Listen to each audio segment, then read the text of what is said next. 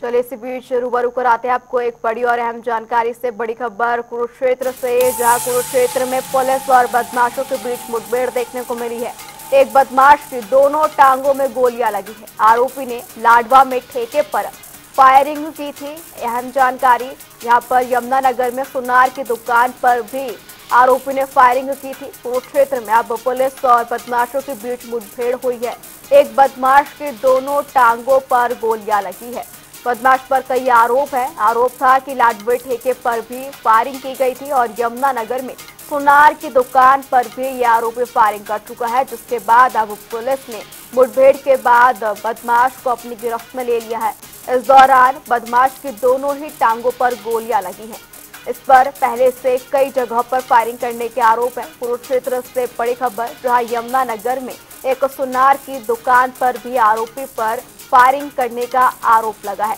हालांकि अब पुलिस और यहाँ पर बदमाश के बीच मुठभेड़ हुई और पुलिस ने यहाँ पर बदमाश को ढेर कर दिया है। दोनों ही टांगों पर आरोपी के गोली लगी है। कुरुक्षेत्र में ये मुठभेड़ हुई है पुलिस और बदमाशों के बीच। एक बदमाश की दोनों ही टांगों पर इस दौरान गोलियां लग गई है। आरोपी ने लाडवा में ठेके पर फायरिंग की थी और इसी के साथ यमुनानगर में एक सुनार की दुकान पर भी फायरिंग का आरोप है।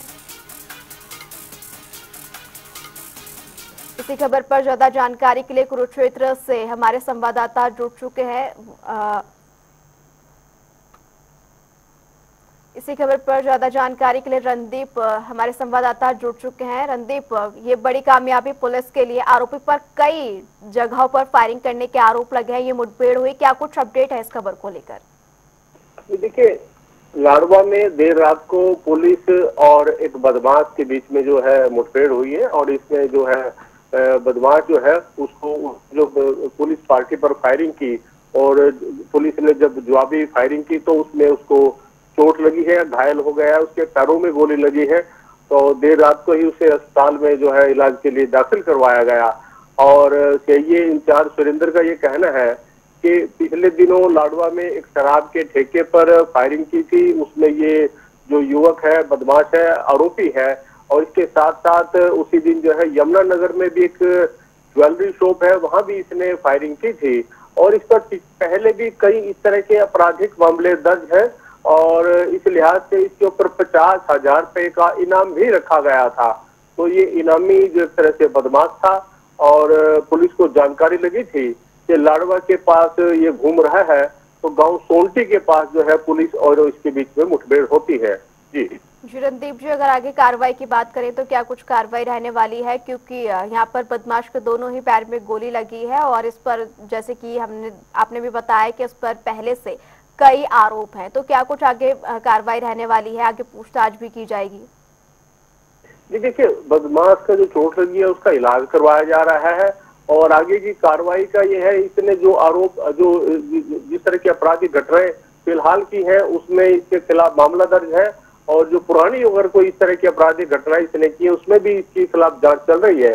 तो पुलिस हर एंगल से जांच कर रही है, इसका किसी गैंग से कोई संबंध है या नहीं है, कब से ये इस तरह की जो वारदात है, दहशतगर्दी का जो काम कर रहा है।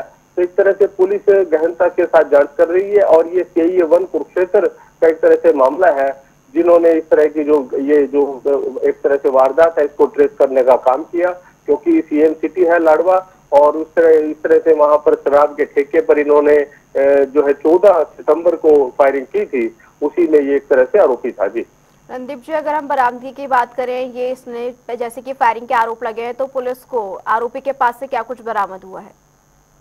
तो उसके पास से हथियार मिले हैं और वो एक तरह से बाइक पर सवार था। ये कुरुक्षेत्र लाडवा मार्ग है, उस पर सोंटी गांव के पास, ये जंगल के पास कहीं घूम रहा था और पुलिस को देखते ही इसने पुलिस पर फायरिंग की और इसके कब्जे से जो है हथियार मिले हैं।